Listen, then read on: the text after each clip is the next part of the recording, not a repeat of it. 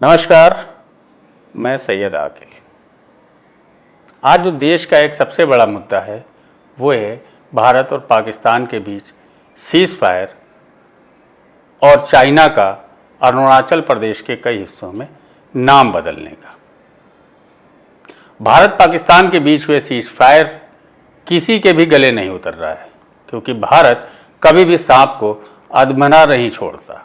मगर हर किसी के जहन में एक ही सवाल बार बार उठ रहा है, आखिर ऐसा क्या हुआ कि पाकिस्तान पर बढ़त बनाने के बावजूद भारत ने अचानक कदम पीछे खींच लिए। कोई भी देश भारत के पक्ष में खड़ा नजर नहीं आया। और तो और कोविड और भूकंप में भारत की मदद लेने वाला अजरबैजान और तुर्की खुलकर पाकिस्तान का समर्थन करते नजर आए। इन सब के बीच मनबड़ चाइना भी भारत को हेकड़ी दिखाने की कोशिश कर रहा है। चीन ने अरुणाचल प्रदेश के कई जगहों के नाम बदल दिए, जिस पर विदेश मंत्रालय के प्रवक्ता रणधीर जायसवाल ने कहा, चीन के ये बेतुके और व्यर्थ के प्रयास है। अरुणाचल प्रदेश भारत का अभिन्न अंग था और रहेगा। खबर तो यह भी है कि भारत पाकिस्तान के बीच जो तनाव चल रहा था उसमें चीन की तरफ से भी ड्रोन छोड़े गए थे। चीन ने पाकिस्तान की जमीन से भारत पर ड्रोन छोड़े, हालांकि इसकी कोई आधिकारिक पुष्टि अभी तक नहीं हुई है। उधर अमेरिकी राष्ट्रपति डोनाल्ड ट्रंप चौधरी बने हुए, सीज फायर से लेकर लगातार चौधराहट दिखाते हुए घूम घूम कर कह रहे हैं, हमने कारोबार ना करने की धमकी देकर दोनों देशों में सीज फायर करा दिया। अब सवाल ये, क्या विपक्ष की आशंका सही है कि हमारी विदेश नीति काफ़ी कमज़ोर हो गई है, जिससे कोई देश हमारे साथ खड़ा नहीं दिख रहा है? सबसे बड़ा सवाल ये कि पाकिस्तान को आतंकवादी देश क्या हम सिर्फ विपक्ष को घेरने के लिए मानते हैं? क्योंकि एयर स्ट्राइक में पाकिस्तान के आतंकी ठिकानों को नेस्तनाबूद करने और 100 खूंखार आतंकी मारने का दावा करने के बावजूद भी किसी देश ने आपकी हिमायत नहीं की, और ना ही आतंकपरस्त पाकिस्तान को एक लफ्ज भी किसी देश ने बोला। ये क्या बंद मुट्ठी लाख की खुल गई तो खाक की वाली कहावत हो गई, क्योंकि हमने 26 का बदला लेने के लिए 23 और बलिदान दे दिए। मगर पहलगाम को अंजाम देने वाले चारों आतंकियों का अब तक कोई सुराग नहीं लगा। पाकिस्तान जश्न मना रहा, उनकी सेनाओं को फूल माला पहनाए जा रहे हैं, और हम जीत कर भी खामोश बैठे रहे। कोई जोश नहीं, कोई जश्न नहीं। 2 दिनों की चुप्पी के बाद आखिरकार प्रधानमंत्री नरेंद्र मोदी सामने आने की घोषणा करते हैं, मगर उससे पहले अमेरिका के राष्ट्रपति डोनाल्ड ट्रंप सामने आ जाते हैं और फिर अपना वही राग दोहराते हैं कि हमने व्यापार ना करने की धमकी देकर सीज फायर करा दिया। आखिर डोनाल्ड ट्रंप का कहने का मकसद क्या? क्योंकि सीज फायर से पहले उन्होंने ट्वीट करके ये जानकारी दे दी थी। प्रधानमंत्री के 8 बजे राष्ट्र के नाम संबोधन से ठीक पहले डोनाल्ड ट्रंप का आकर प्रेस कॉन्फ्रेंस करना क्या कहलाता है? इसके क्या मायने निकलते हैं? और हर बार रात 8 बजे की तरह इस बार भी भारत उससे भी ज्यादा बेचैनी से प्रधानमंत्री का इंतजार कर रहा था, क्योंकि हर बार रात 8 बजे कोई ना कोई बड़ा ऐलान होता था। इस बार इंतजार में थी पब्लिक कि कोई बड़ा ऐलान होगा, पीओके पे होगा या पाकिस्तान पे होगा। कुछ बोला, प्रधानमंत्री सामने आए, जो कुछ बोला वो सब पिछले 2 दिन से सेना की ब्रीफिंग और मीडिया पूरे देश को बता चुकी थी। हाँ, एक बात जरूर खास थी, वो ये कि सेना कह रही थी ऑपरेशन सिंदूर अभी जारी है, प्रधानमंत्री ने कहा ऑपरेशन सिंदूर स्थगित कर दिया गया। इसके बाद देश में छाई मायूसी को जोश में बदलने के लिए प्रधानमंत्री सेना से मिलते हैं, संदेश देते हैं कि खून और पानी एक साथ नहीं बह सकता। फिर शुरू होती है देश में तिरंगा यात्राएं। देशभक्ति से लबरेज जनता के हाथों में तिरंगा, सेना के वीर सपूतों की शौर्य गाथाएं। मगर सवाल वही, हमेशा से पीओके को लेने का सपना लिए जब सेना आगे बढ़ रही थी, पीओके की तरफ बढ़ रही थी, अचानक क्यों रोक दिया? पाकिस्तान पीओके को कोई थाली में सजाकर नहीं देगा, और ना ही कोई दूसरा मुल्क आपको दिलाने के लिए आगे आएगा। फिर सीज फायर क्यों? वो भी बिना किसी पूर्व बातचीत के। बस एक फोन पर सीज फायर का निर्णय किसी भारतीय नागरिक के गले नहीं उतर रहा है।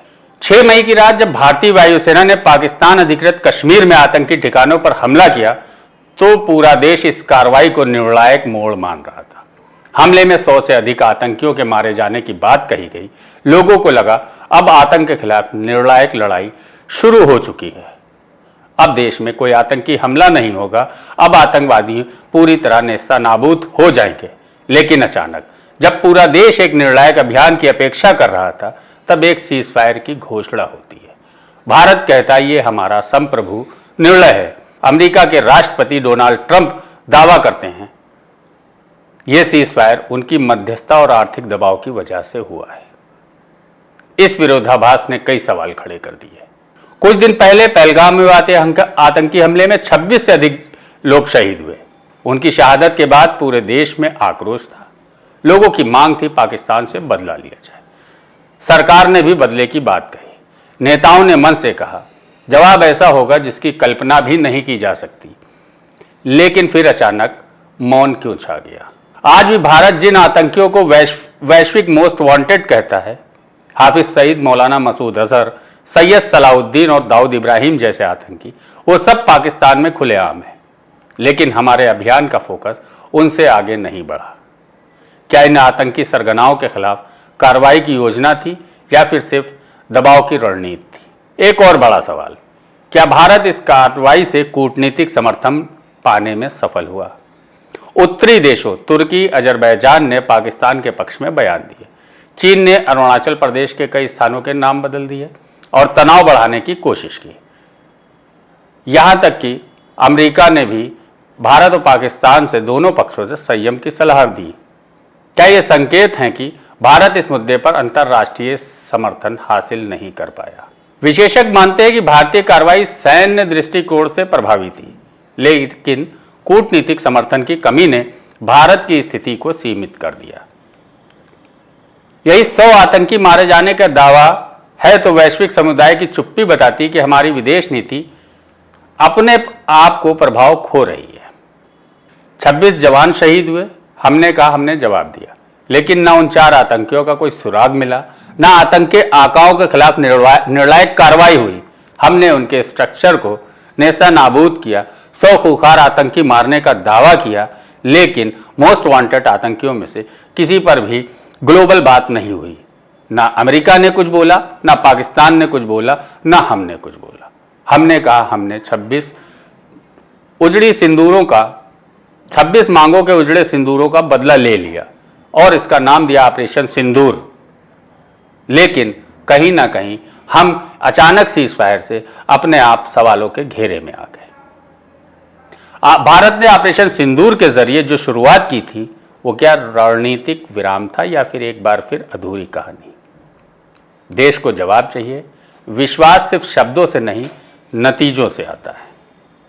आज ना कोई मिसाइल गिरेगी, ना ड्रोन उड़ेगा, ना कराची लेंगे, न लाहौर में सेल्फी लेंगे, क्योंकि आज हम शांति चाहते हैं। कितनी प्यारी बात है। हमने पाकिस्तान में घुसकर 100 खूंखार आतंकी मार गिराए, आतंक के अड्डों को नेस्तनाबूद कर दिया। लेकिन शांति चाहिए क्यों? क्योंकि अमेरिका ने कहा है साहब ब्रेक लगाइए। पहलगाम में 26 मांगों के सिंदूर उजड़ गए, 4 आतंकी अब तक नहीं मिले। कोई बात नहीं, हमने पोस्टर लगा दिए हैं, कभी ना कभी मिल ही जाएंगे। जैसे मसूद अजहर, हाफिज सईद और सैयद सलाउद्दीन और दाऊद इब्राहिम जैसे को आज तक हम लोग ढूंढ रहे हैं, इनको भी ढूंढ लेंगे। लेकिन हमें शांति चाहिए। हम तो ऑपरेशन थिएटर तक पहुंच गए थे, सर्जिकल स्ट्राइक नहीं, पाकिस्तान की सर्जरी करने जा रहे थे। लेकिन तभी चौधरी साहब आ गए, बोले रुक जाइए, हमने सौदा करने की धमकी दे दी है। आप बोले हमने खुद ब्रेक लगाया, वो बोले हमारी धमकी से ब्रेक लगा। मतलब आप ड्राइवर है या पिछली सीट पर बैठे यात्री? बिहार की रैली में गरजे अब ऐसा बदला लेंगे जो कल्पना से भी परे होगा, और अब बदला लेने के बजाय समझौता कर लिया गया। कितनी सादगी है। 100 आतंकी मारे, सीज फायर किया, कोई समझौता सार्वजनिक नहीं किया। और मजेदार बात यह, कोई भी देश हमारे साथ खड़ा नहीं दिखा, ना रूस, ना फ्रांस, ना ऑस्ट्रेलिया, और वो अजरबैजान, तुर्की, जिन्हें हमने कोविड और भूकंप में मदद दी थी, अब खुलकर पाकिस्तान के साथ खड़े हुए हैं। ऊपर से चीन अरुणाचल प्रदेश के नाम बदलकर धौंस दिखा रहा है। विदेश मंत्रालय कहता है ये बेतुके प्रयास है, लेकिन विपक्ष कह रहा है ये हमारी कमजोर विदेश नीति है।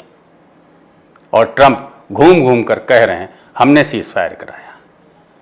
सऊदी पहुंचे ट्रंप ने एक बार फिर दोहराया भारत और पाकिस्तान के बीच हमने सीज फायर कराया, हमने कारोबार न करने की धमकी दी तो दोनों देश शांत हुए। तो क्या पाकिस्तान को आतंकवादी कहना सिर्फ विपक्ष को घेरने का नारा रह गया है? 100 आतंकी मारे मगर दुनिया चुप, सीज फायर किया मगर सारा श्रेय चौधरी साहब ले गए, और जिनके लिए बदला लिया जा रहा था चारों आतंकी अब भी गायब है। तो क्या ये वही कहानी नहीं हो गई, बंद मुट्ठी लाख की खुल गई तो खाक की। हमने 26 का बदला लेने के लिए 23 और बलिदान दे दिए, पर मिला क्या? ना आतंकी, ना सरगना, ना समर्थन, बस एक बयान, हम शांति चाहते हैं। शेर न्यूज का सवाल वही रहेगा, क्या शांति की यह चादर किसी सौदे की सिलाई से बनी है? आप हमारे साथ बने रहें, देखते रहें, इसकी तह तक जाने की कोशिश करेंगे और इसको जानने और समझने की कोशिश करेंगे। फिलहाल तिरंगा यात्रा में जाएं, देशभक्ति के नारे लगाएं। नमस्कार।